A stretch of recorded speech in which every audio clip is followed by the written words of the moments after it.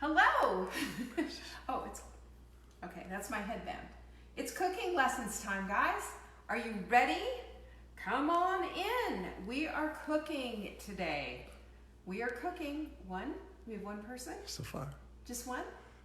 Come on in. There's a bazillion people there. So we're gonna be making some bone broth. I know, they're all just coming in right now. We're gonna be making some bone broth. I'm gonna show you exactly how to do it, and I'm gonna show you how to do it with an Instant Pot. The other thing that I'm gonna tell you is that you can do this exact same thing with a crock pot. Now, I'm gonna tell you, honestly, my favorite go-to to make this stuff is in an Instant Pot. It takes a whole lot less time. It doesn't make your whole house smell like a bone broth factory, and if you've got an Instant Pot already, this is something that you need to learn how to do because it is just transformational. We make a pot of this, Mark, makes a pot of this every single week, every week.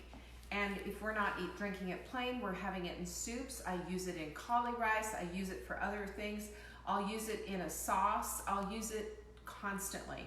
It never, ever, ever goes to waste. As a matter of fact, if we have this much left in the tub, and this is the tub that we usually have, we make about 4 quarts. I'm gonna say it makes more like 5 quarts because it fills this up, and then we also have another saucepan filled. But we never let it go to waste. If we go out of town, we will transfer it into a container and throw it in the freezer. This stuff is liquid gold. The reason I love bone broth so much, and what the difference between bone broth and the regular soup broth or stock, you've got broth, stock, and then bone broth. Broth is very light. So if you simmered some bones, for example, in some water with the savories, the things I'm gonna all show you, you could do this and have just a very light broth. That's what broth is.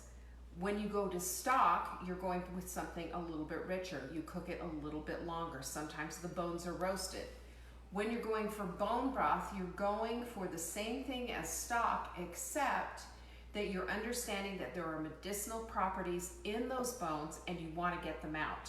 And you take out using your apple cider vinegar, which will help to extrapolate all of those minerals and the glycine and the L-glutamine and the collagen that are in the bones, so that you get healthy, wealthy, and wise. That's what this is all about. Now, chicken broth has actually been studied, and if you did a Google on it and studied chicken soup, you will find research studies that show there are actual properties in chicken soup that help with cold viruses, of all things. Now, we're just talking straight cold virus. This is not that other one that I don't want to talk about that one right now. I just want to let you know that you saving up your bones like I do. I'm showing you my bone bag. This is my roast chicken bone bag, and I have I think this is just one whole roasted chicken. There might be a neck or something in here, but any bones that I get, I save, and it's just the two of us, and so we don't care about the cooties situation. When by the time it goes into the freezer, it's frozen off, and by the time it's cooked here, it isn't. So don't get squeamish about it. Instead, use and understand that those bones contain a lot of minerals. And just like us, we store our minerals as well in our bones. This is why for women, calcium, magnesium is so important. So is collagen. That's sort of the matrix for holding your calcium in your bones. And this is massively important. So this is an old-fashioned thing that has suddenly become in vogue, I guess, a few years back. And it's something that my friend Terry Walls taught me a lot about bone broth. I'm sure it was about 10 years ago when we first met. But she was the one who just said, this is like the best thing and you have to do it. And I was like, I'm already doing it. And she said, put the vinegar in. But this is really a magical elixir, and it takes your regular broth, your stock, whatever, your soup stock, whatever, to the next level. Speaking of which, anytime you make soups, if you use bone broth, you are also again elevating that whole soup and putting that extra layer of minerals and goodness in it. So I'm going to show you how to do it. All right, you ready for this? First of all, you get out your Instant Pot. And the whole idea with the Instant Pot is that you just follow the fill lines and you don't need a recipe per se. But you can follow along if you want. This one is basically, isn't this a 6 quart? Yeah, this is a 6 quart. I also, yesterday, when I used my Instant Pot, I used my smaller one. I think it's a 3 quart or a 4 quart or something, I don't know. But anyway, I have a lot of Instant Pots. So this one is we have preset it for 3 hours on the soup setting. And we've done that ourselves. It comes programmed, I think, at 90 minutes, but we reprogrammed it for 3 hours. I like to do it at 3 hours because then you're going to get every last bit out of those bones, okay? So the other thing that I'm going to show you is something that probably a lot of you are going to get a little squeamish about, and that's chicken feet. Chicken feet are good for the soul. Did you know that? So my daughter, actually goes through and blanches them, takes the foam off the top, and then she goes through and gives everybody a manicure and takes the toenails off. We don't do that around here. We're just like, no, that's not happening. And so what I do is I just start filling my pot with everything, okay? You can see that I've got the girls in here. Is everybody okay? Nobody's passed out, right? I've got the girls in, the chicken feet, and now I'm going to add the carcass. There it is. There you go. And then I'm going to add all of what they call the aromatics. And the aromatics is basically, remember I taught you this just the other day, you've got celery, onion, and carrot. Sweet, salty, and savory. This is called Mirepoix, which is a French term for basically the Trinity, as they sometimes call it. I know they put bell pepper in Louisiana in Creole cooking. Okay, and I'm using a garbage thing, and all I'm going to do is take the ends off of these carrots and celery. Did I do that with the other one? I did, right? And then break them, throw them in, and then the onion. Sometimes I'll even leave the skin on, but this one just looked a little dirty to me, and so sometimes, because onions grow in layers, you'll get dirt underneath the skin. And even though I did wash this onion, and I wash anything that a knife goes through. So any produce that you're washing needs to have, remember that knife carries the dirt. Organic. Huh? Even organic. Even organic, yes, dear. I had to tell Mark that because he says, but it's organic. And I said, it's still dirty. It's produce. It came from the ground. Okay, whole onion. And just because the room in here is getting crazy, sometimes I'll put the whole onion in. I don't care, but I've got half in here. Then I've got did you hear that? I got peppercorns all over the floor. Peppercorns go in here. I like whole peppercorns in here because they do the job without having to sit there and endlessly grind. 2 pounds. What's that? Chicken feet, how much? Oh, 2 pounds. 2 pounds of chicken feet and 1 big chicken carcass. This is the best of both worlds. Those chicken feet have the most amount of collagen and glycine and all of that in there. And then the chicken carcass has already been roasted and has a lot of flavor. Yes, question? Chicken feet, is it comparable to pig feet? You could do pig feet, but chicken feet, I mean, if you've got a bunch of pig feet hanging around, then use them. But I think chicken, I just go for the flavor. This is what I enjoy. We can buy big bags full of chicken feet around here, so we do. Then you're gonna add about a teaspoon, maybe a teaspoon and a half of salt. I've got about the equivalent to a whole head of garlic. Now you can just add that whole head in there. We buy our garlic already peeled up and put in there. Then you're gonna take your apple cider vinegar, glug, glug, glug, glug, glug, glug, glug. I don't do that much. That's right. That's right. That's fine. We need to tell Mark that he needs to just allow the dinner diva to do her thing. And then you're going to go to the fill line. which I'm trying to find. Where is it? Oh, there it is. Yeah, the fill line and go, there it is, perfect.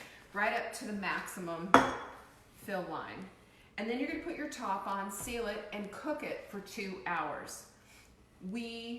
Or 3 hours, right? 3 hours is what we do. The other thing I would just really make a case for is allowing this to cool down without using the release valve, and just let it cool down. Don't be in a hurry to do this. Start it in the morning. If you need it in the evening, start it in the morning and just get it done. Then transfer it and put it in a container and then use it for everything. But I'm telling you, this makes the most amazing bone broth. And everything that I'm telling you to add, oh, I forgot this part. I've got fresh herbs here. I've got sage, thyme, and rosemary. And this comes in a little container at the grocery store right now anyway. And so I grab it as I can get it because I really enjoy that. And it's just called poultry blend. And I just use half the container and put that in, so I have enough for 2 batches. But this is going to make exquisite bone broth with really, really good flavor. When you're cooking, do not be afraid of salt, okay? The problem with salt is the problem with table salt. If you've got some good pink salt, or like even a gray salt, Celtic salt, whatever, if you've got a good salt, do use it, because it adds the complexity that you're looking for, and it really makes the flavor taste good. Okay? That's it. Are there any other questions? No, but if people use a crock pot, tell them how that's different. So crock pot will you want it to cook for at least 24 hours, but even better, 72 hours. The problem with crock pots is that they lose a lot of steam, and so you'll have to keep adding water. And I don't, at that point, you're kind of getting kind of a concentrate on the bottom, and that works because that's one of the things that Marla does. She cooks hers way, way down and then gets ice cubes so that it's concentrated flavor, and she can just add water. For us, this is the way, this container gets used every single week. And for us, this is what, the best way that it works. It's a gel. Yeah, and it gels. And if you saw my broccoli soup, when I was showing you how to do the broccoli soup, I showed you this container when it was filled about halfway with the bone broth, and it gets lots and lots of gelatin in it. And it's really the chicken feet that do the gelatin thing way more so than the bones. Yes. And how much peppercorn? We did probably about 2 tablespoons, I'm going to say. That looked about It's to taste. Yeah, salt and pepper to taste when you're doing a broth is difficult because, we're looking at 5 quarts here. So using a teaspoon and a half of salt seems like a lot, but it's 5 quarts. Using a tablespoon and a half of peppercorns maybe seems like a lot, but it's really not. Using a whole head of garlic seems like a lot. It just adds to the flavor. How long will it store? It stores, they say, they'll say 4 to 5 days in the refrigerator. We've gone a little bit longer. But yeah, generally any kind of broth, even if you have like a carton of broth, it's generally thought to anything that's open in the refrigerator with the exception of your condiments, it's best to use up in the 4 to 5 day range. The thing you can always do too is if you're not going to use a whole lot of it, and you're just going to use it maybe for a recipe, for a soup or whatever, is you can portion it out into, Ziploc bags or whatever and freeze it. Just mark down when you did it, when you put it in there. Use a quality Ziploc bag, a freezer quality Ziploc bag. Use a Sharpie marker because they don't smear in the freezer. I learned that the hard way. Use a Sharpie marker and date it so that you have an idea of when it was. Yes. Somebody came in late asking if it's the same as chicken broth. Bone broth is chicken broth on steroids because bone broth, with the help of vinegar to pull the minerals out of the bones, just make sure that you're getting every single nutrient that's available in the bones out. Do you eat the gelatin part? Well, I know what you're talking about. Yes. So when this is all done, Then we get and we've let it cool. We strain all the solids off. Now, I've got people all the time who ask us, do you eat the vegetables? Do you eat the chicken? At that point, the vegetables and the chicken have all done their jobs. They have served their country well. They are completely gone, mush, crazy, awful. You can't, I had a girlfriend who would take the carrots and give them to her dogs, the pressured carrots, and she put them in their dog food with a little bit of the leftover bone broth. But whatever you want to do, but this is just really not fit for anything else. At this time, this is the end of the road for everything in here except the liquid. There you go. Mm-hmm. All right, you guys, now that you know how to make bone broth, I am going to challenge you to make a pot of bone broth, and I want to see pictures of it here on our Facebook Saving Dinner page. Please share all of your pictures and what you're making out of it. But this is a great way for you to use up that carcass from the roast chicken that we did the other day and get it into this pot and have it make your third meal. Soup, sauces. All the things. All the things. You can also add this, you could add it into rice when you're cooking rice. It's going to give it a little bit of flavor. And I mean, there's just nothing, I've always have it out. I'm always using it for something. So you'll see, because I'm going to do a skillet recipe one of these days as soon as I get through all the big stuff, but you'll see someday. All right? Don't forget, you can go to savingdinner.com and you can get Dinner Answers. Dinner Answers is our answer to what's for dinner. We have menu plans there in any style that you eat. And for $10 a month, that's it, $10 a month. You're going to know what to eat every night for dinner. And listen, we have people, including me, our customer service, who will help you with any substitutions if you need help. But if you eat keto, low carb, paleo, vegan, vegetarian, or just classic family, we have got you covered. So take a look at that. For $10 a month, you could get started on menu plans that are going to make the most of your pantry and help you to get dinner on the table with a plan and with something that your whole family is going to love. All right, so check it out. Go to savingdinner.com. You'll see it right when you go to the page. I really appreciate you guys. Peace.